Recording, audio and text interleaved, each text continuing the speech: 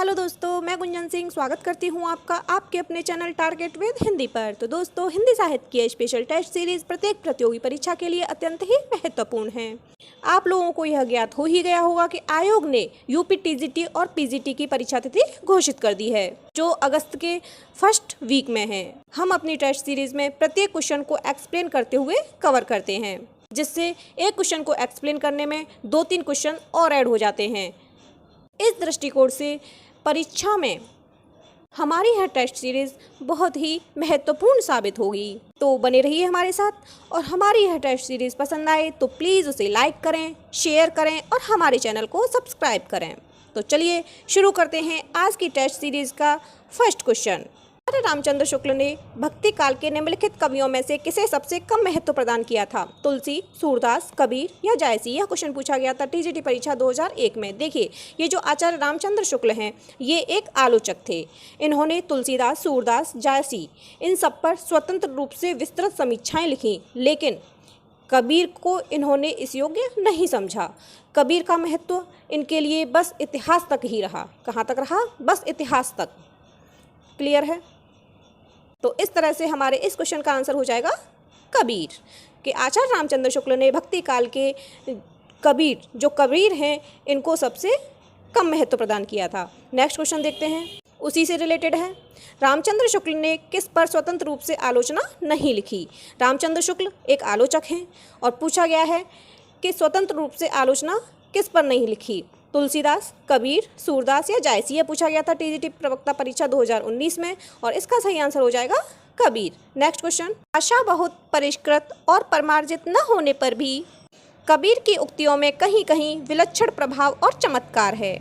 प्रतिभा उनमें प्रखर थी, इसमें संदेह नहीं है। पंक्तियों के लेखक हैं आचार्य डॉक्टर नगेंद्र, आचार्य हजारी प्रसाद द्विवेदी, डॉक्टर राममूर्ति त्रिपाठी या आचार्य रामचंद्र शुक्ल? देखिए, जो ये आचार्य रामचंद्र शुक्ल हैं, इन्होंने भक्ति काल के कवि जो कबीर हैं, उनको सबसे कम महत्व प्रदान किया, लेकिन फिर भी उन्होंने कहीं कहीं यह लिखा है, यह कहा है कि भाषा बहुत परिष्कृत न और परमार्जित न होने पर भी कबीर की उक्तियों में कहीं कहीं विलक्षण प्रभाव और चमत्कार हैं।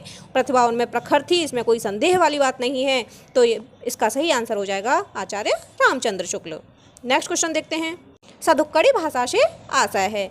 सधुक्कड़ी भाषा से आशय है, तो सधुक्कड़ी भाषा वह होती है जिनमें अनेक प्रांतीय भाषाओं या बोलियों के शब्दों का मिश्रण हो। तो इसका सही आंसर हो जाएगा ऑप्शन नंबर सी। यह पूछा गया था दिल्ली केंद्रीय विद्यालय पीजीटी परीक्षा 2015 में। जो संतजन थे, वे भ्रमणशील प्राणी थे। उनकी रचनाओं में उन विभिन्न प्रदेशों की बोलियों के भी शब्द प्रयुक्त हुए हैं जहां उन्होंने भ्रमण किया। इन संतों के काव्यों में ब्रजभाषा, अवधी, भोजपुरी, पंजाबी, राजस्थानी आदि भाषाओं का प्रयोग हुआ है। तो जो आचार्य रामचंद्र शुक्ल हैं, उन्होंने कबीर की भाषा को सधुक्कड़ी कहा। कबीर की भाषा को सधुक्कड़ी किसने कहा? आचार्य रामचंद्र शुक्ल ने। और जो श्याम सुंदर दास हैं, उन्होंने पंचमेल खिचड़ी कहा। देखते हैं नेक्स्ट क्वेश्चन, अजगर करे न चाकरी, पंछी करे न काम, किसने कहा है? तुलसीदास, सूरदास, रैदास या मलूकदास?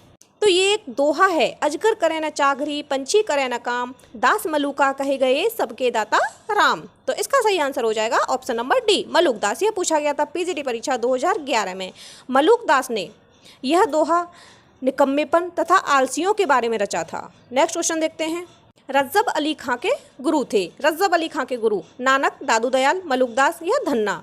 यह पूछा गया था पीजीटी परीक्षा 2010 में। देखिए, ये जो रज्जब अली खां हैं, इनके गुरु थे Dadu Dayal. Option number B. कौन थे? दादू दयाल। दादू दयाल के और शिष्य थे जिनके नाम हैं सुंदरदास, प्रागदास, जनगोपाल, जगजीवन, प्रभृति आदि। जो राघोदास हैं, उन्होंने अपने भक्तमाल में दादू के प्रमुख 52 शिष्यों, कितने 52 शिष्यों का उल्लेख किया है, जिनमें रज्जब और सुंदरदास प्रमुख थे।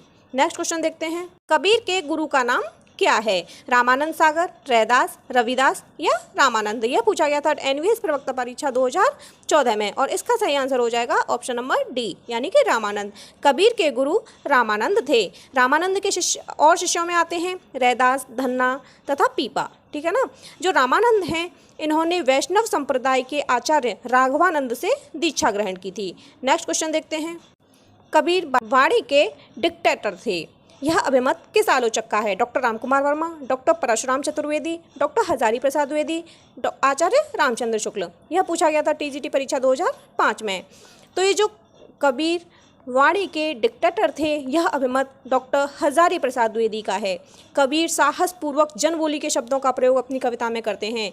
बोली के ठेठ शब्दों के प्रयोग के कारण ही कबीर को वाणी का डिक्टेटर कहा जाता है। नेक्स्ट क्वेश्चन देखते हैं। आचार्य हजारी प्रसाद द्विवेदी ने वाणी का डिक्टेटर किसे कहा है?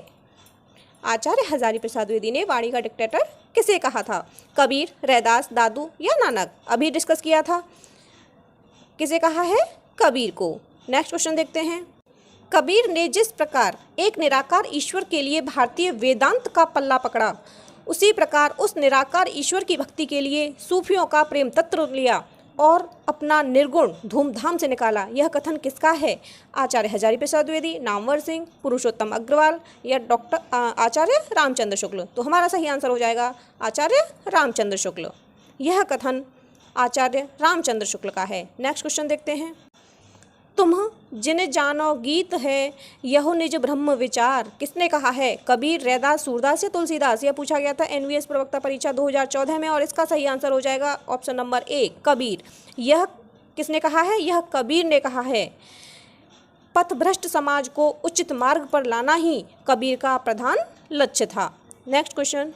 मस कागद छुओ नहीं, कलम गयो नहीं हाथ, किसके विषय में कहा गया है? नानक, रैदास, कबीर या दादू? यह पूछा गया है पीजीटी परीक्षा 2011 में। तो इसका सही आंसर हो जाएगा ऑप्शन नंबर सी, कबीर। जो ये कबीर हैं, ये सामान्य अक्षर ज्ञान से रहित थे। उन्होंने बड़े स्पष्ट शब्दों में कहा है कि मस कागद छुओ नहीं, कलम गयो नहीं हाथ।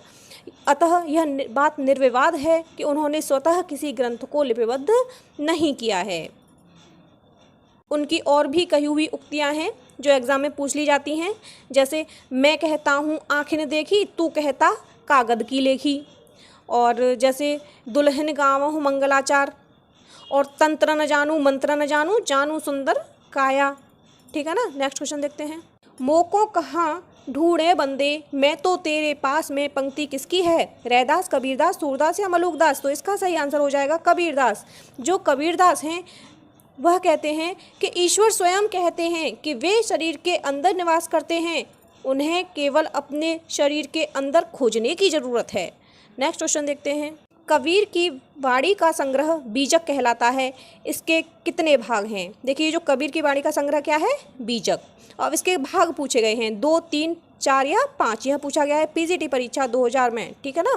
तो इसका सही आंसर हो जाएगा ऑप्शन नंबर बी, 3। बीजक के 3 भाग हैं, साखी, सबद और रमैनी। जो कबीरदास हैं वह भक्ति काल के एकमात्र ऐसे कवि हैं जो आजीवन समाज और लोगों के बीच व्याप्त आडंबरों पर कुठाराघात करते रहे। नेक्स्ट क्वेश्चन देखते हैं। संत कवि गुरु नानक देव का जन्म कहाँ हुआ था? अमृतसर, तलवंडी, नांदेड़ या ननकाना? यह पूछा गया था टीजीटी परीक्षा 2016 में। तो इसका सही आंसर हो जाएगा तलवंडी। ये जो गुरु नानक देव हैं, जान लेते हैं इनके बारे में थोड़ा सा। जो गुरु नानक देव हैं, इनका जन्म 1469 को लाहौर के निकट राई भाई के तलवंडी ग्राम में हुआ था। इनके पिता का नाम कालूचंद और माता का नाम तृप्ता था। उनका जन्म स्थान अब ननकाना साहब नाम से प्रख्यात है। इनकी पत्नी का नाम सुलक्षणी तथा पुत्रों का नाम श्रीचंद और लक्ष्मीचंद था। श्रीचंद ने उदासी संप्रदाय का प्रवर्तन किया। उनके पुत्र श्रीचंद ने उदासी संप्रदाय का प्रवर्तन किया। जो नानक हैं, उन्होंने अनेक पदों की रचना की जो ग्रंथ साहिब में संकलित हैं, ग्रंथ साहिब में। और जो जपुजी है, जपुजी वह नानक दर्शन का सार तत्व है। और उनकी रचनाएं हैं जैसे असादीवार, रहे रास, सोहिला। आज के लिए बस इतना ही। धन्यवाद।